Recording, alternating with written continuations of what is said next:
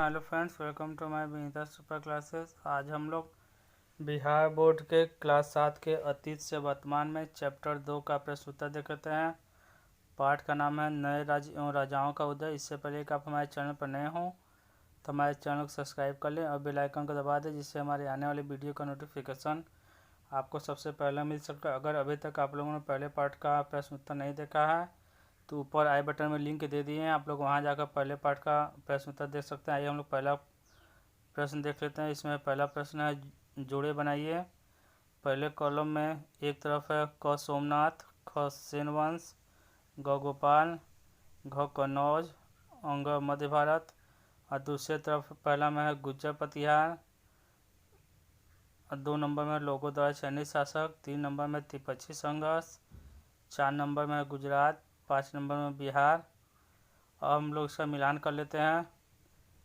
इसमें जो है कि क का चौथा होगा सोमनाथ मंदिर, जो कि गुजरात में है। ख का जो है कि 5वां होगा सेन वंश, जो कि बिहार में था। ग का जो है कि दूसरा होगा लोगों द्वारा चयनित शासक। कन्नौज जो कि वहाँ त्रिपक्षीय संघर्ष था। घ का तीसरा होगा अंग मध्य भारत, जो है कि गुज्जर प्रतिहार होगा। अब हम लोग आगे देख लेते हैं। हम लोग दूसरा क्वेश्चन देख रहे हैं, दक्षिण के प्रमुख राज्य कौन कौन थे। हम उत्तर देखते हैं। दक्षिण के प्रमुख राज्य निम्नलिखित थे। पहला चेर, दूसरा चोल, तीसरा पांड्यच, तीसरा राष्ट्रकूट, 5वां चालुक्य। अब हम लोग तीसरा क्वेश्चन देख लेते हैं। उस समय के राजा कौन कौन सी उपाधियां धारण करते थे। हम लोग उत्तर देख लेते हैं। उस समय के राजा अनेक प्रकार की उपाधियां धारण करते थे, जो उनके द्वारा जीता हुआ राज्य का राजा उनके अधीनता स्वीकार करते हुए देते थे, जैसे महाधिराज, परम भट्टद्वारक, परमेश्वर, त्रिभुवन, चक्रवर्ती इत्यादि। आइए हम लोग अगला क्वेश्चन देख लेते हैं। बिहार और बंगाल में किन वंशों का शासन था। हम लोग उत्तर देख लेते हैं। बिहार और बंगाल में सेन तथा पाल वंशों का शासन था। हम लोग अगला क्वेश्चन देख लेते हैं। 5वां क्वेश्चन, तमिल क्षेत्र में किस तरह की सिंचाई व्यवस्था का विकास हुआ। हम लोग उत्तर देख लेते हैं। तमिल क्षेत्र में कई तरह की सिंचाई व्यवस्था का विकास हुआ। सिंचाई के लिए पानी की व्यवस्था हेतु तटाई क्षेत्र में बांध बनाए गए और अपना पानी खेतों तक पहुंचाने के लिए नहरों खोदी गई। सिंचाई करने के लिए कुओं का निर्माण तेज गति से किया गया। वर्षा का पानी बर्बाद न हो, इसलिए उस पानी को एकत्रित करने के लिए बड़े बड़े तालाब पोखरों का निर्माण किया गया। ये काम योजनाबद्ध तरीके से किए गए। इस कार्य के संपादन में राज्य कर्मचारियों के साथ साथ स्थानीय किसानों का भी सहयोग लिया गया। आप लोग ये लोग अच्छे से लिख लीजिएगा। हम लोग छठा क्वेश्चन देखते हैं। कन्नौज शहर 3 शक्तियों के संघर्ष का केंद्र बिंदु क्यों बना। हम लोग उत्तर देखते हैं। कन्नौज शहर 3 शक्तियों के संघर्ष का केंद्र बिंदु का मुख्य कारण वहाँ की उपजाऊ मिट्टी थी।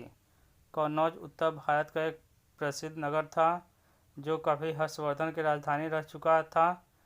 इस नगर पर अधिकार का मतलब था वह शासक गंगा यमुना के दोआब के उपजाऊ मैदान पर अपना अधिकार कर लेता तो राजस्व का एक बड़ा जरिया बनता। यहाँ से तीनों में से किन्हीं 2 पर बेहतर ढंग से नियंत्रण रखा जा सकता था। कन्नौज गंगा के किनारे स्थित था, अतः वहाँ से अधिक व्यापारिक कर वसूलने जाने की आशा थी। इन्हीं कारणों से कन्नौज गुर्जर प्रतिहार, राष्ट्रकूट और पाल ये तीनों का केंद्र बिंदु बन गया। अब हम लोग अगला क्वेश्चन देख लेते हैं। 7वां, मोहम्मद गजनवी अपने विजय अभियानों में क्यों सफल रहा। हम लोग उत्तर देखते हैं। मोहम्मद गजनवी अपने विजय अभियानों में इसलिए सफल रहा क्योंकि यहाँ के राज्य के राजा आपस में लड़ते रहते थे। मोहम्मद गजनवी शुरू से ही लूट अभियानों को अपनाया। उसने जब भी आक्रमण किया तो मंदिरों के साथ साथ बड़े नगरों को लूटा। उसने कभी भी भारत में अपने शासन के चलाने की बात नहीं सोची। राजपूत यद्यपि शक्तिशाली थे, लेकिन उन्होंने आपस में ही लड़ते रहने को अपनी शान समझी। एक राज्य लूटता रहता तो अन्य सभी देखते रहते और अंदर ही अंदर प्रसन्न होते रहते। इस तरह से मोहम्मद गजनवी अपने अभियानों में सफल होता रहा। हम लोग अगला क्वेश्चन देख लेते हैं। सामंतवाद का उदय किस प्रकार हुआ? हम लोग उत्तर देख लेते हैं। सामंत शब्द जो सामंत से बना हुआ है। 7वीं से 12वीं शताब्दी के बीच भारत में सामंतवाद का उदय हुआ। उस समय की पुस्तकों तथा अन्य अभिलेखों में सामंत के अनेक नाम दिए गए, जैसे सामंत, राय, ठाकुर, राणा, रावत इत्यादि। उस समय के राजा जब किसी अन्य राजा को युद्ध में होता था तो उस राज्य को अपने राज्य में मिला लेता था, लेकिन लगभग 1000 के आसपास युद्ध में हारे हुए राजा को उस स्थिति में उसके राज्य को वापस मिल जाते थे जब वह विजयी राजा की अधीनता मान लेता था। बदले में उसे कुछ शर्तें भी माननी पड़ती थी। पराजित राजा को यह स्वीकार करना पड़ता था कि विजयी राजा उसका स्वामी है और वह विजयी राजा के चरणों में रहने वाला दास है। पराजित राजा विजय राजा को सामंत कहलाता था। इस प्रकार सामंतवाद का उदय हुआ। अब हम लोग अगला क्वेश्चन देख लेते हैं। तत्कालीन राज्यों की प्रशासनिक व्यवस्था आज के प्रशासनिक व्यवस्था से कैसे भिन्न थी?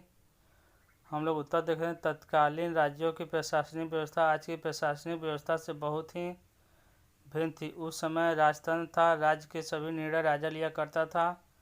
राज्य के सभी कर वसूल कर उसका इस्तेमाल कैसे करना है इसका निर्णय राजा लेता था।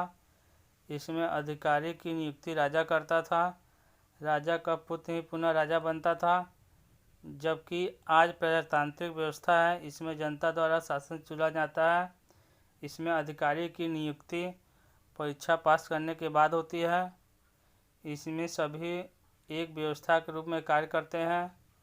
इसमें सभी अपना अपना अलग विभाग होता है। इसमें राज्य और केंद्र के मंत्री अलग अलग होते हैं जो जनता द्वारा चुने जाते हैं।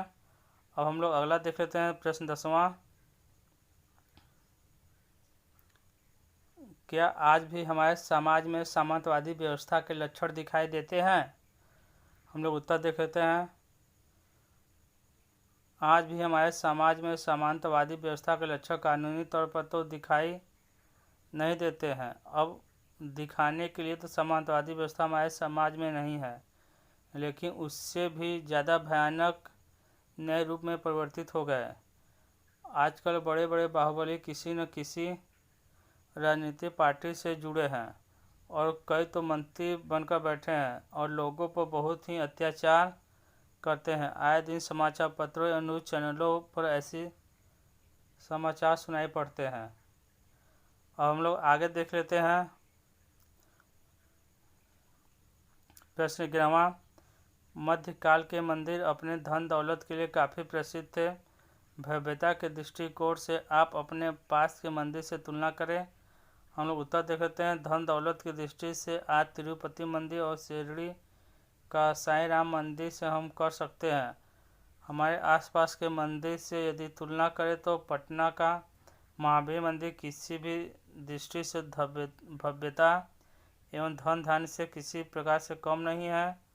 आधुनिक काल में निर्मित इस मंदिर की आधुनिकता के पुट है। दान दक्षिणा में यहाँ पर भारी चढ़ावा चढ़ता है। प्यारे बच्चों, वीडियो पसंद आए तो लाइक करें, चैनल को सब्सक्राइब करें और अपने दोस्तों के साथ शेयर करना ना भूलें। जय हिंद, जय भारत।